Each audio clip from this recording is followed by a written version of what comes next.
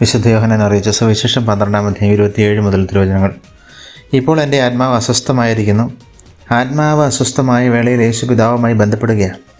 താൻ അസ്വസ്ഥനാണ്, ഇനി എന്തു ചെയ്യണം എന്നീ ചോദ്യങ്ങൾ പിതാവായ ദൈവത്തിൻ്റെ തിരുമുമ്പിലേക്ക് ഉയർത്തുന്ന ഈശോയെ തുടർന്ന് വരുന്ന വചനങ്ങളിൽ നമ്മൾ കാണുന്നു. പക്ഷേ അതിനോടൊപ്പം ഈശോ പറയുന്നത്, പിതാവേ, അങ്ങയുടെ നാമത്തെ മഹത്വപ്പെടുത്തണമേ എന്നാണ്. ഞാൻ മഹത്വപ്പെടുത്തിയിരിക്കുന്നു, ഇനിയും മഹത്വപ്പെടുത്തും എന്ന് ദൈവം മറുപടി നൽകുകയും ചെയ്യുന്നു.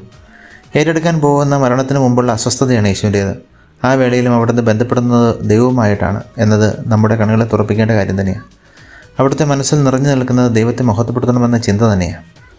നമ്മുടെ തീവ്രമായ വേദനയിലും മനസ്സസ്വസ്ഥമാകുന്ന വേളയിലും ആരുമായാണ് നാം ബന്ധപ്പെടുന്നത്?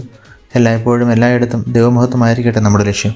നമ്മെ ജീവനുയർത്താൻ ശംശരിക്കുകയും പിതാവായ ദൈവത്തിൻ്റെ സ്നേഹവും പരിശുദ്ധാത്മാവിൻ്റെ സഹവാസവും നിങ്ങളെല്ലാവരോടും കൂടി ഉണ്ടായിരിക്കട്ടെ, ഇപ്പോഴും എപ്പോഴും എന്നേക്കും.